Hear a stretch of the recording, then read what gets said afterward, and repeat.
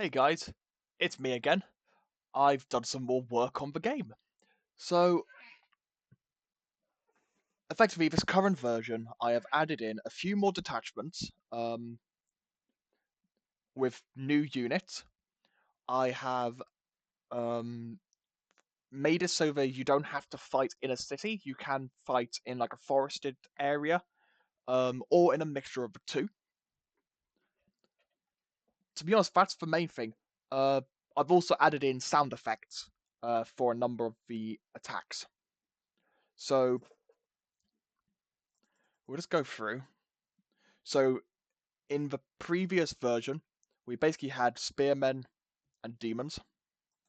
We now have, well, first off, we have a detachment page.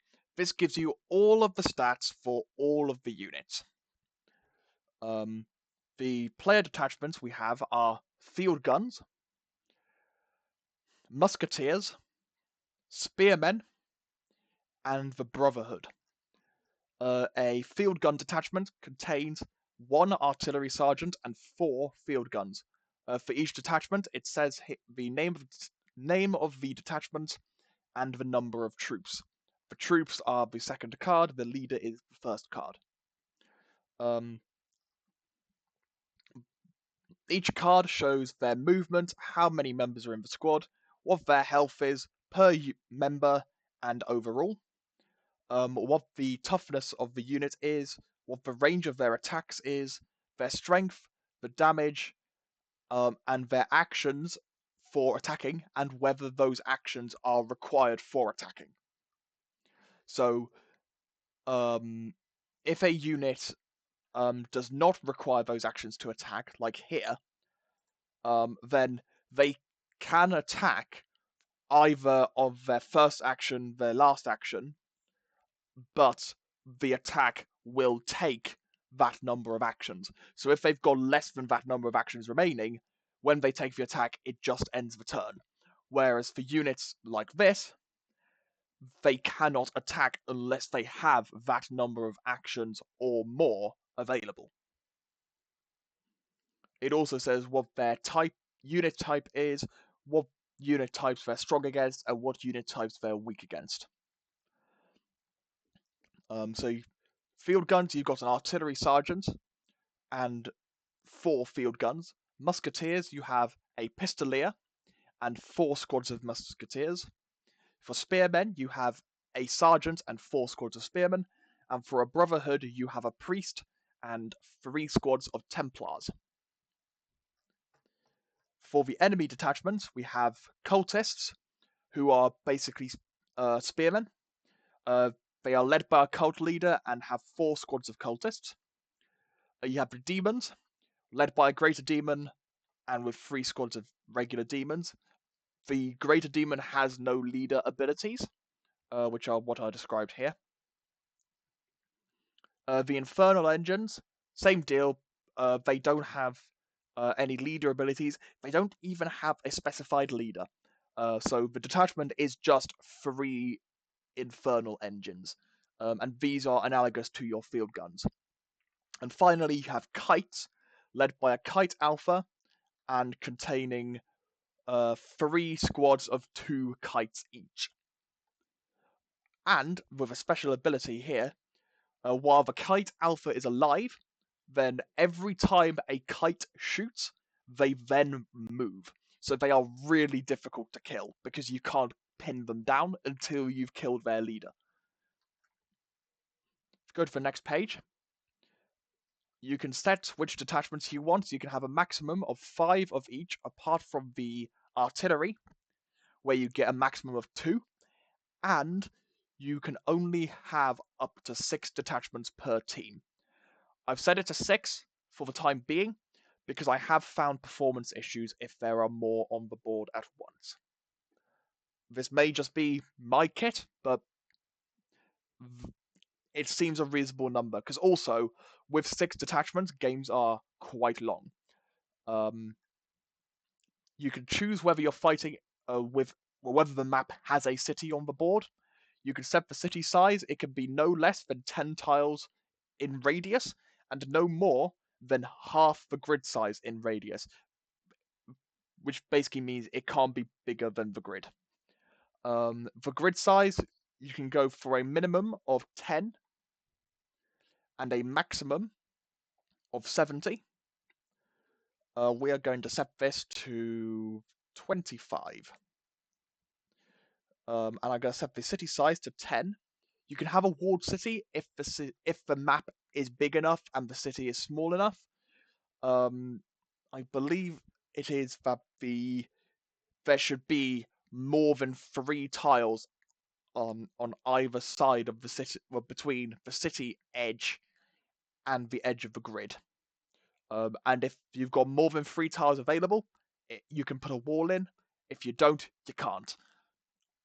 The walls do mess up some of the pathfinding for mainly for the kites and the infernal engines because they're ranged units. So the infernal engine is less of a problem because they can shoot over over buildings. For kites, it really messes them up. So I don't really recommend it for the time being.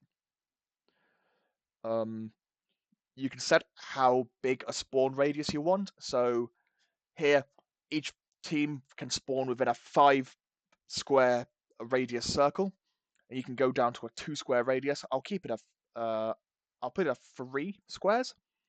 You can set a percentage of the map you want to be trees. So this is only where there isn't city buildings. So 10% of the tiles it will put a tree on, and 10% of the tiles they'll put a bush on. Trees block movement. It's like a 1-tile building. Bushes do not block movement, but they do block attacks. So you cannot attack a unit that is in a bush or is behind a bush. Only exception to that being if they are in the bush and you are adjacent to the bush, you can attack them.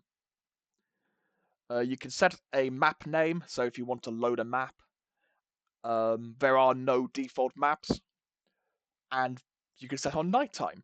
And if you turn on nighttime, it's just dark. It doesn't do anything at the moment. It will do in future. So yeah, we're going to keep with these detachments. So 1 spearman detachment, 1 Templar detachment, 1 musket detachment, and 1 field gun detachment, and 1 of each equivalent for the opponents. Grid size will be 25. City size will be 10. So there'll be a little bit of forest. And I reckon that'll work. So once we start, as you can see, we spawned in. It's automatically selected our spearman detachment. We've also got our musket detachment here. We've got the Templars, who are spread out a bit, and we've got the field guns, who are... one of them is hiding in a bush.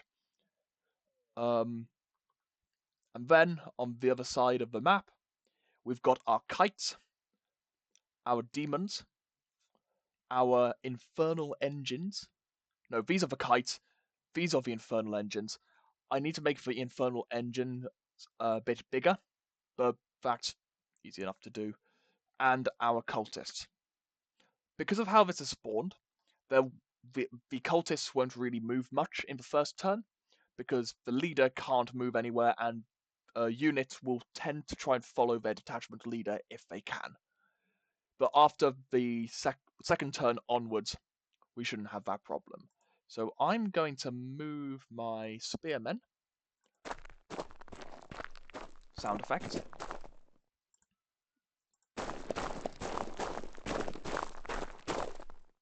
So I'm just going to start moving up my units up. Now currently, difficulty-wise, it is somewhat skewed in the player's favour, mainly because of the pathfinding. The pathfinding for the enemy units isn't the best. I will need to do a larger update on that, but that can wait. I'll bring my artillery guns up as well. So, the artillery leader, he can give indirect fire, he can give strike, or he can give point blank fire. Point blank fire is an order that the musketeers can also be given by their leader. So I'll go over each one as we use them. So I think I used advance over here. So advance is an order which basically increases your movement range. So you can, well, so that your units can move faster. Generally, it increases your movement range by 2. Strike increases your strength by 2. Toughness defend increases your toughness by 2. So the Templars just have access to advance and defend. Move and shoot is an order unique to the musketeers, and it just allows them to shoot after moving, but for a penalty. And then point blank fire is a common one between the musketeers and the field guns. Each of those, they allow you to shoot at enemies which are within your minimum range, but again, you take a penalty. And for the field guns, the indirect fire, it allows you to shoot indirectly, but you cannot move. So there's always a little bit of a gamble you have to make, because otherwise the orders will be really overpowered.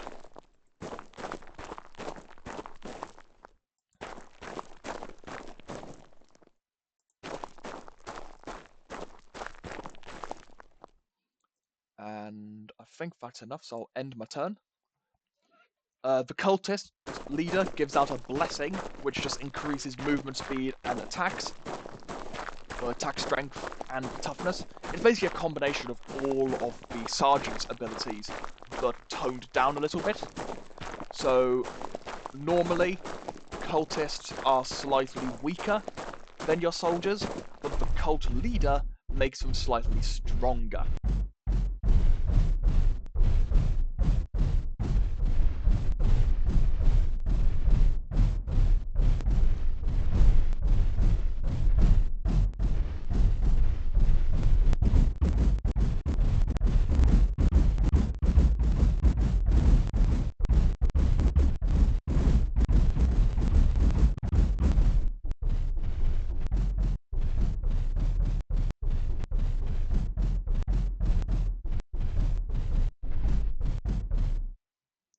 Okay. So what I'm going to do here, I'm going to move this cannon up and move this one here. So neither of these guns will be able to fire, because they have moved. However, I move him there, they'll be in a good position for next turn. I'm then going to hit indirect fire, and as you can see, the guns are tilted upwards, and now if I select this one, he can't move anywhere. His movement speed is basically 0. My musketeers, actually, I'm going to first move up my spearmen, so I'm going to not give out a useful order. Oops. That is a problem. It is very easy to misclick things. I probably need to add in some protection for that. That can come in the next update. So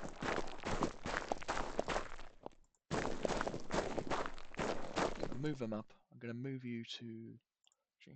I'll move you there. And move you there. And then I'll move my sergeant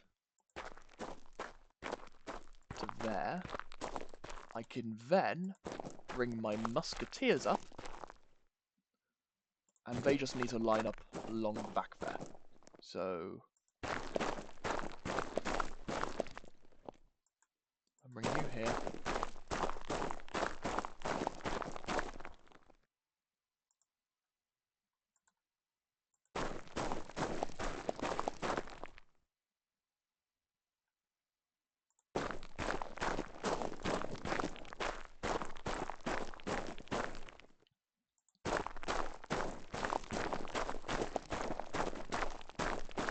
And I will have my Templars advance.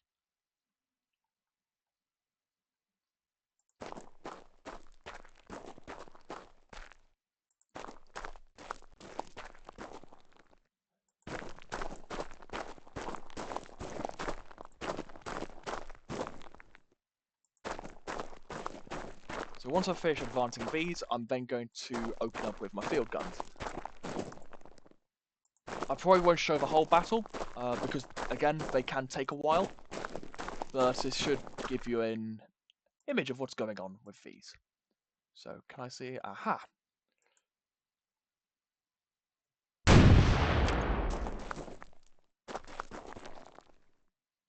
So that is... So, each cannon, their shots deal 6 damage. So, if this missed, brilliant.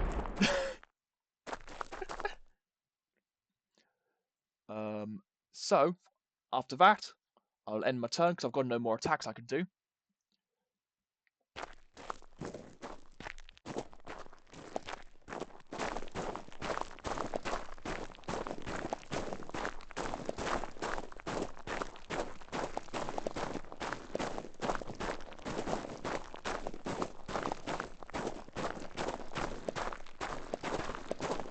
And while they're moving, I can sort of discuss some things. So, I'm intending to change how units are spawned, and have enemy units spawning across the map rather than just in the one corner. So that will hopefully make games a bit more dynamic and make it a bit more interesting, with like the order of attacks and stuff.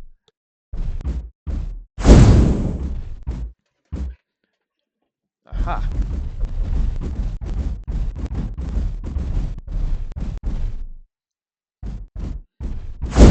See, they've made an attack, and now the kites are running away. This is what makes them really difficult to fight. That's been our artillery guns firing, or our infernal engines.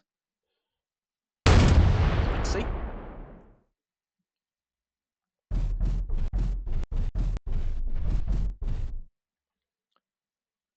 So, I'm now going to, if I hit the strike ability for these guys, I'm going to fire. So he just has a pistol. It's quite strong because it's a single weapon, but... Oh, that is a good shot. These guys can't shoot anything. These guys can hit them, so they're going to open up. I reckon if I hit advance for these guys, they'll be able to attack these guys. So I'm going to prioritize my cannons shooting over this way. So let's go for this guy first. Nope, back to this.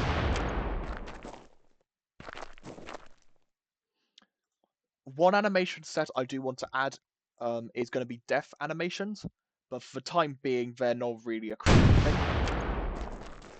But they would be fun.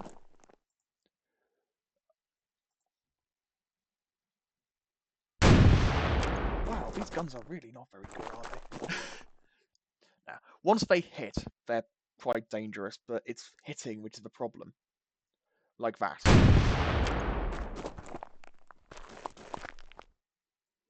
So if I then hit advance for these guys, I should... There we go.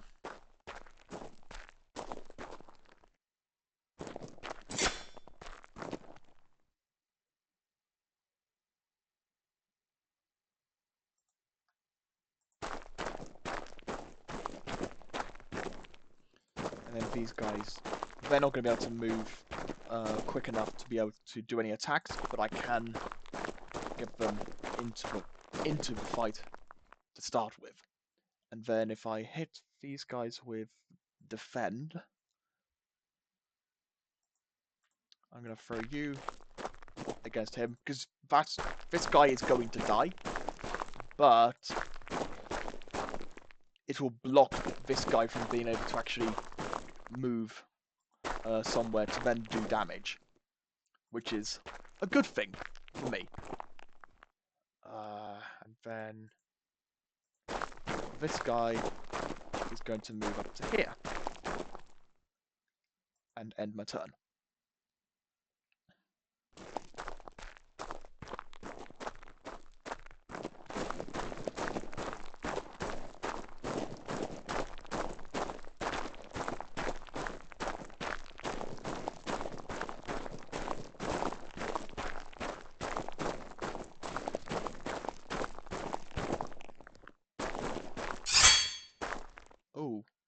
Oh dear. Okay, that's a bunch of Templars who just got killed. My god. Okay. I'm not going to complain about the Greater Demon missing the one spearman.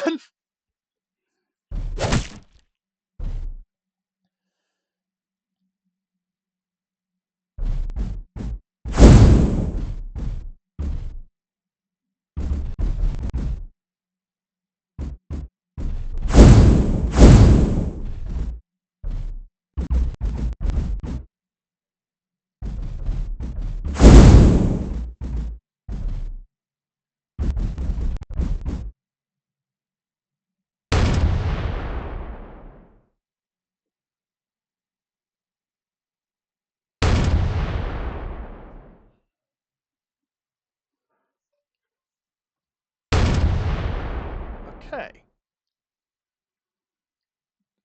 And now it's my turn. So my spearmen have been eviscerated. I can move and shoot with my musketmen. So if I bring these guys up, just into line here.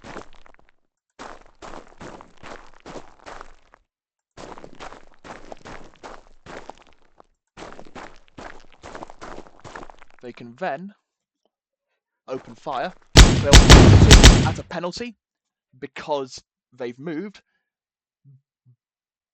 but they'll still be able to hit occasionally.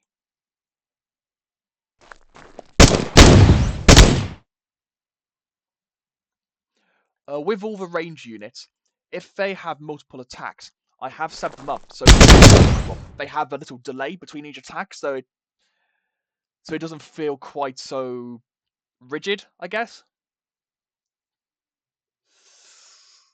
Let's go for it. Let's see what happens. Oh, I got 2 hits. Nice.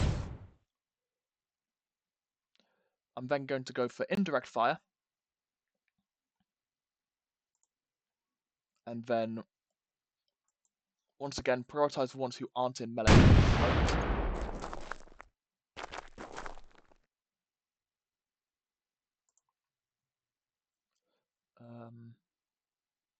Yeah, I'll take this guy out. There we go. So now the cultists are going to be weaker, and they're going to be slower. But then I'll continue trying to hit this guy. Because if I can take him out, then that frees up this entire area. So final shot. Oh, it's either that or... Basically, each shot from the cannon will take out a squad of infantry. So, might be better... It might be better to throw that into these guys. Clear them off the board. And then... I can attack these guys. I'll give the defend order. Wow. So this guy's going to move up to here. And then... Attack there.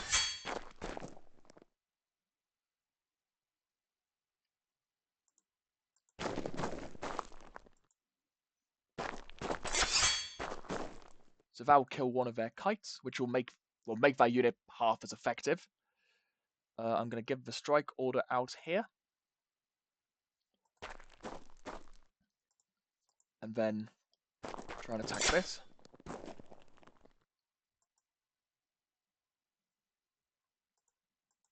It won't do much, but you never know. And this guy, if I move him up to here, can he? He cannot. Okay. I'll move him around to there. This guy will stay put. This squad will move up to here and throw their attacks in. Okay. And then I'll end my turn. Ooh. So yeah, the spearmen, they're just, well, I mean, from the fact that I just called them spearmen, the cultists are just spearmen. Although, what you may notice is they've got, we'll have a look in a bit, they've got different weapons. So I have a selection of, like, basically 5 movements. So the idea being the cultists are just people who just grab whatever they can and are now trying to kill you. So it makes them a bit. It gives them a bit of a different flair.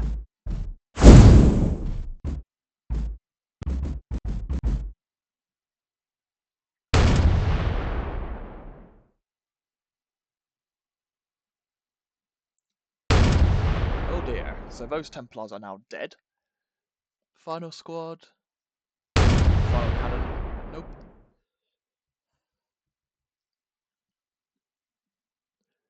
Yeah, so to be honest, you get the point. I'm not going to drag this out too much longer. But yeah, you've got these detachments, you've got different types of units.